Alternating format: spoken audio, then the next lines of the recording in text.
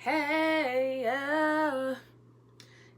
it's your girl, Shida Marike, Blazing Break, Chef Barbara, aka Blazing Break, my soul mommy. What is up, you guys? I am back with another video.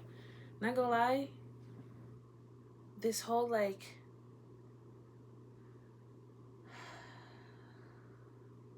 whole week was hectic. Not gonna lie. Not in like a terrible way, but in a self-discovery, trying to realize my ultimate inner power type way. Like, I have been the worst at I be feeling these emotions, but it's the part healing it and releasing it is where I get stuck.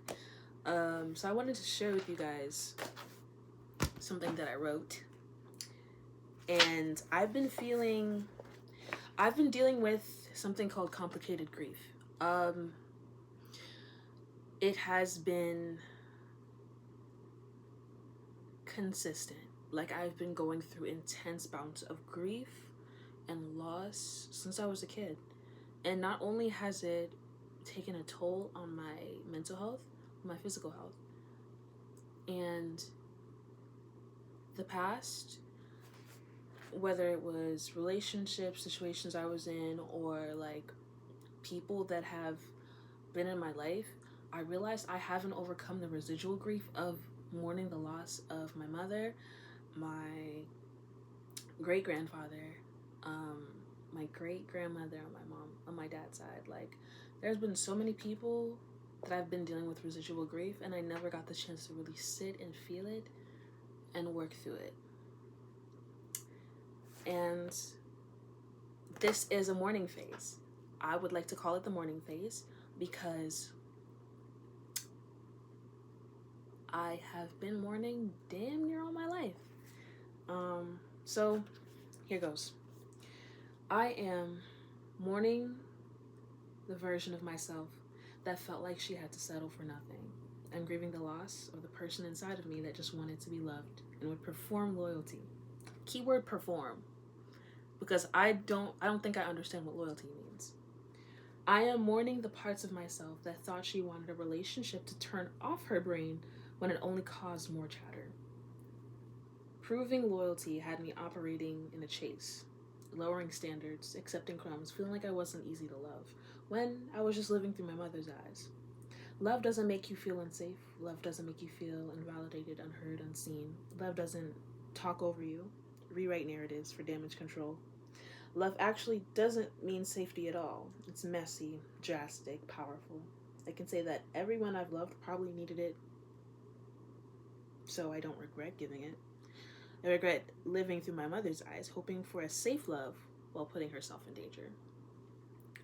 I'll never know what she wanted out of life, but I know she wanted to fly in love, not fall or fail at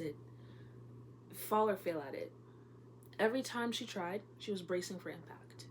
I don't feel like loving someone was in vain, but I do feel like we all are meant to love with no expectations, even when it may hurt, even when it may feel like a waste of time.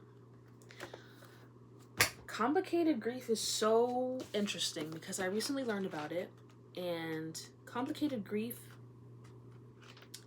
has not only taught me that I haven't necessarily healed.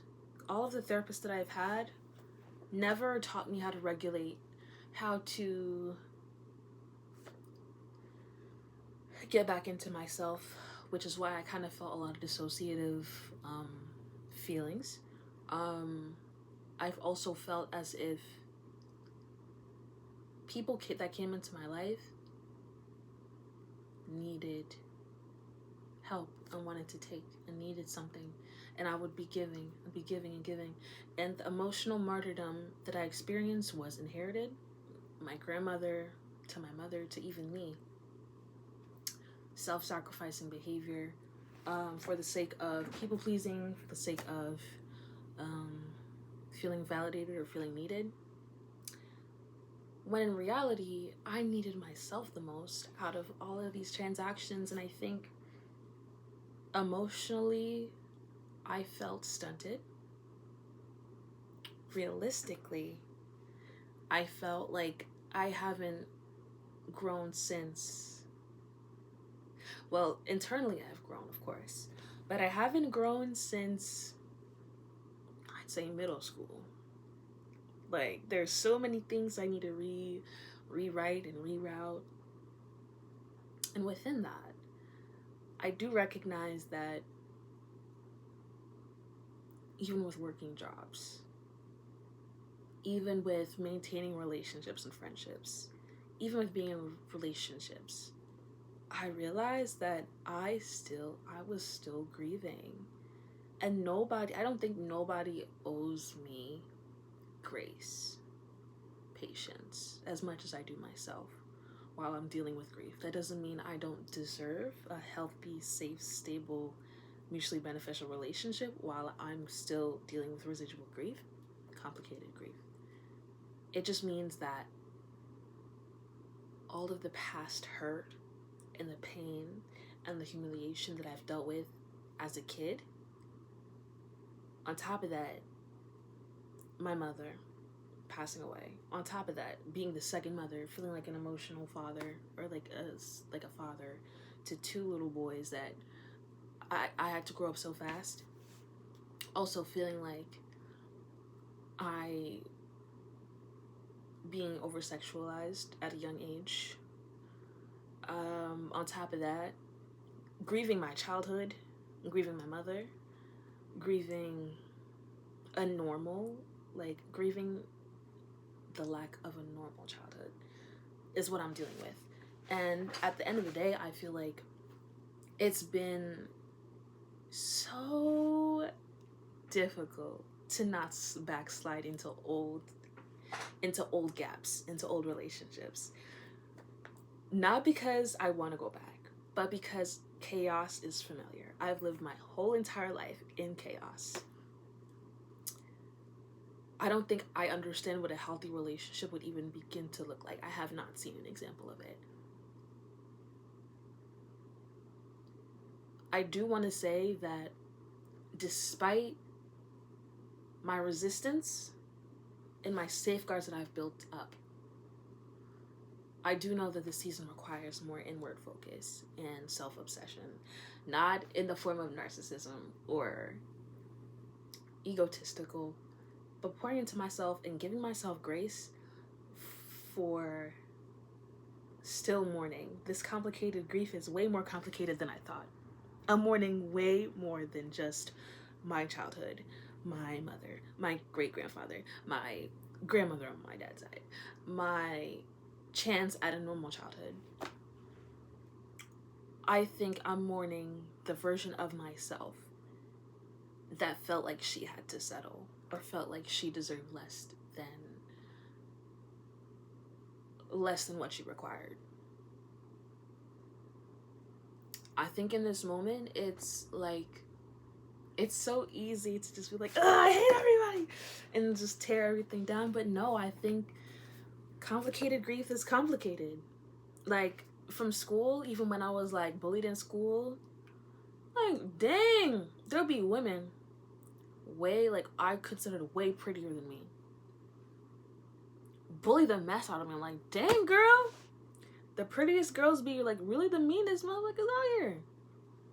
And struggling in friend groups, growing up as a kid, struggling around girls. That's why I loved being in guy groups, like with guys, because at least they were honest. Like, you gonna say I have a big ass forehead. I'm gonna just take it to the chin and keep it pushing. But women will actually, like, you can't really talk with them sometimes, which is like, okay.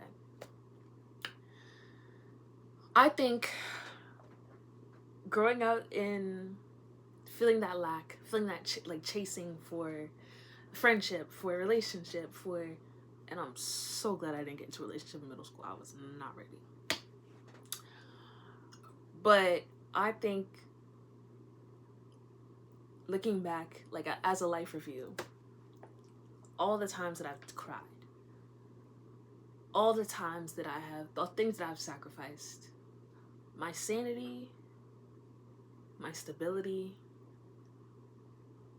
my emotional capacity, I destroyed all of that, and I'm slowly rebuilding. I have been dealing with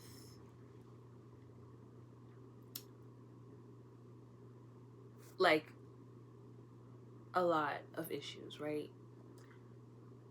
And I hold it well. I don't think I like to pretend. I don't like to pretend. But I do hold it well. Because the things that I told y'all ain't even the half of what I've been through. Okay? But I want to tell y'all I hold it well, right? Because when I hold it, I don't let it fully get to me. Even at work, like my old jobs, I thought I could make friends at my old jobs. Did not work. People will literally just start hating on you for no reason. Even when you want to see them grow and thrive and be happy and meet each other and be friends, and it would be the prettiest girls just talking mad mess. I'm like, dang. You would just, even my past jobs, like management, the way they would talk to you, the way they would treat you, I'm like, it can't be me. It really cannot be me at this point. Because I already been through, like, this is why 9-to-5s are hard. Because not only am I already dealing with complicated grief, but I gotta deal with other people's grief, resentment, inner demons, turmoil, and sometimes I'm still keeping the weight, still unpacking all my baggage. And I'm still unloading and revealing and feeling and bleeding. And it does get a lot. It gets overwhelming. So in this mourning phase, I don't remember the last time I haven't mourned. The bereavement, which is like the time between the actual death and after, has been something that I have never in my life. I've never not felt that, right? And the things that I'm doing to feel closer to the people who have ascended, passed on.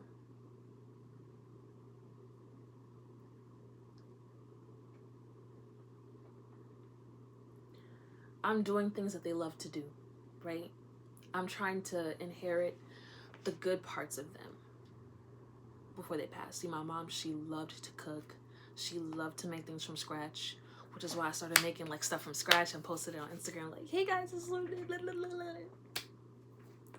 there's a method behind my madness. Papa, my great-grandfather, before he passed away, I don't remember much of when he passed away, but I know I sang at his funeral, which is why I keep singing. I'm sure he would have loved it if he was alive. And not only that, but I know he loved to sing because I remember he used to sing too.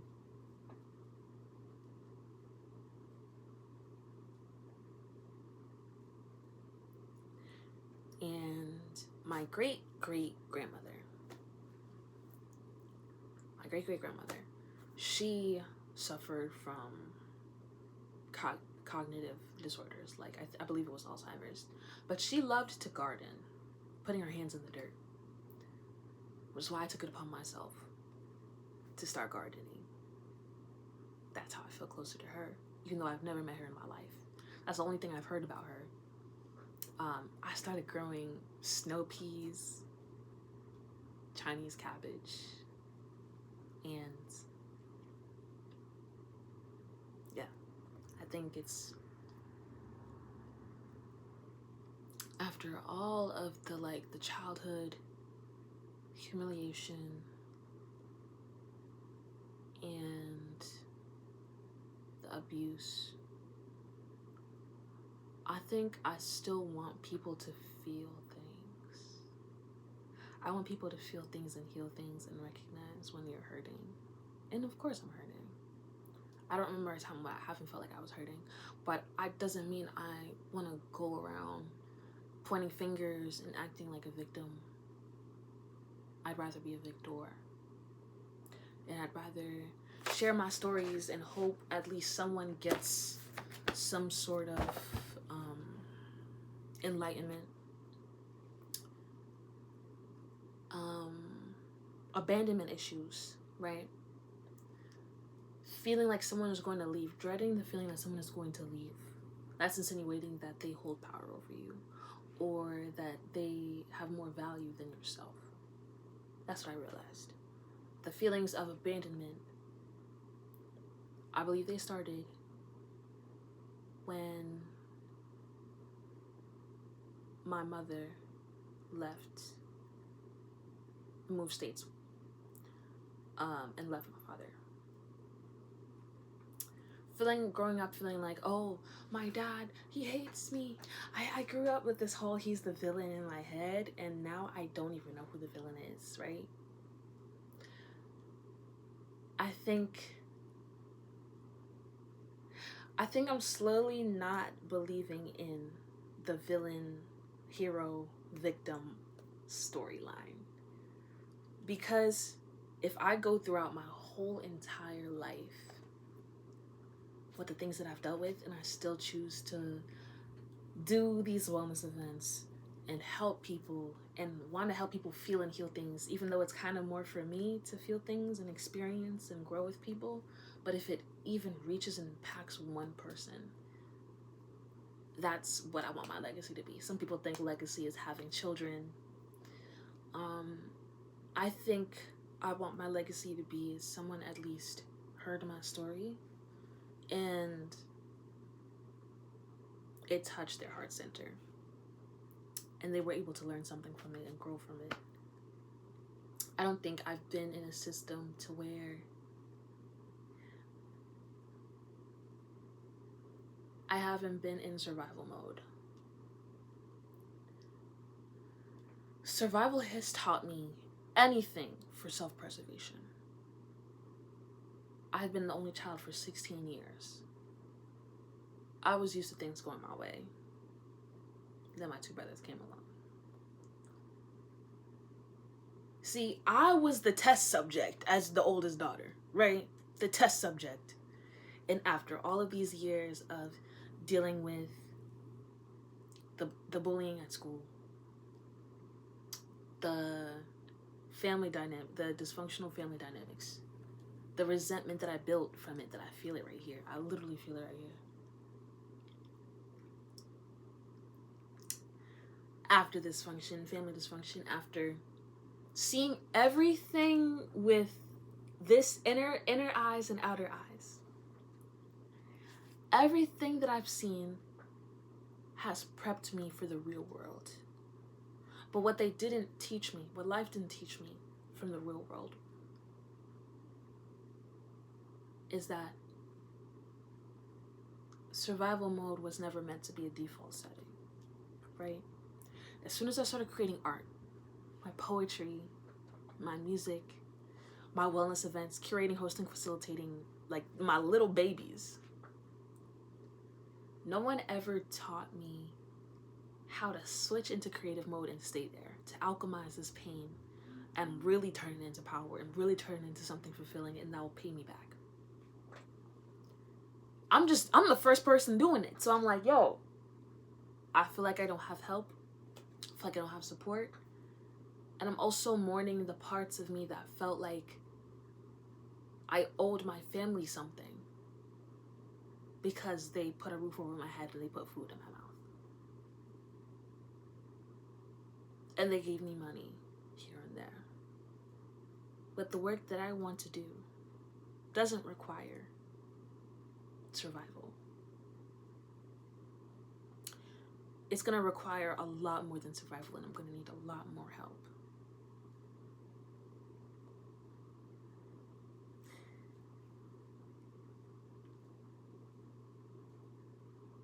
I want to live life where every day doesn't feel like psychological warfare, where it doesn't feel like a test of my character or my faith. or my spirituality.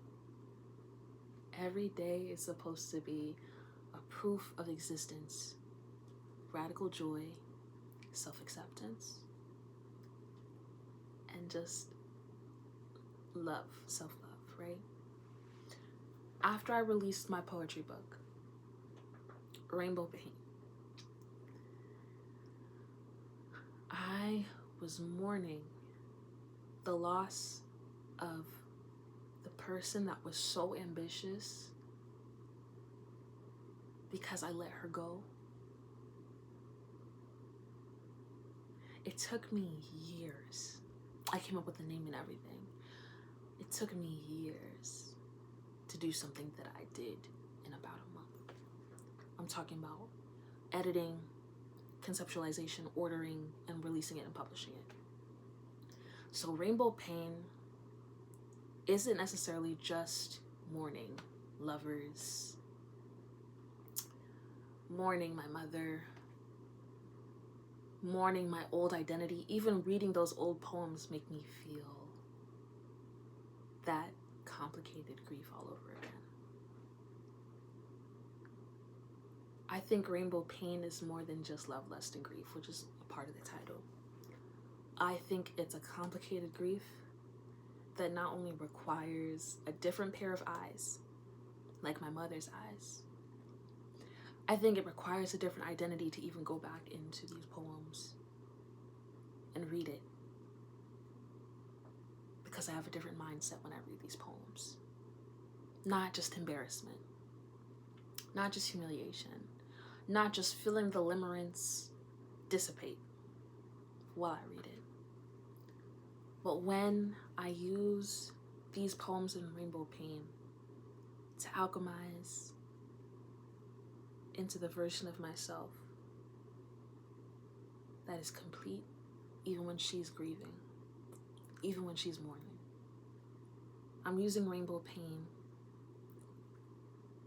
to create a rainbow versus just seeing things black and white. I believe in a lot more color. So this is a period of mourning for me. Mourning identities,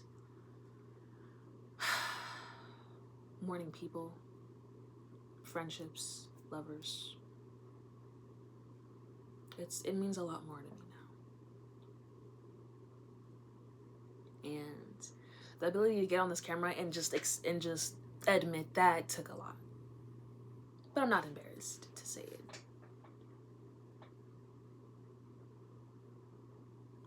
The abandonment clearly stems from grief. Feeling like I needed growing up a parental figure to really protect me, and a maternal figure to truly nurture me the way I needed. Even in high school, when I was in show choir doing all them shows and feeling like I was that beast on stage. Like, I was a beast on stage, I'm telling you though. And that's not even the end of it. That was just the beginning. Somewhere along the lines, I lost that spark. And when I realized my creativity can get me out of poverty, I'm like, say less. Did the slams. I did the events. The features. And now I know it's worth more than just ego. It's not just my ego. It's like, I know I'm capable.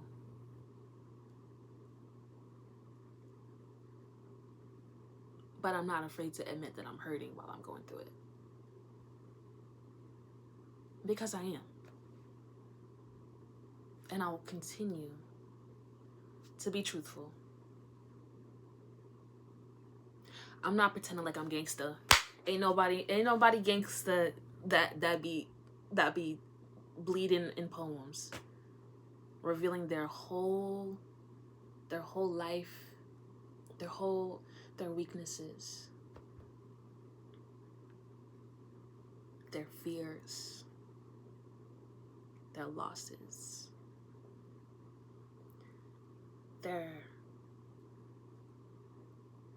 ain't nobody doing that. That's gangsta. you don't gotta tow guns. I think my gun is my emotional capacity. Because I've held so much in this heart of mine.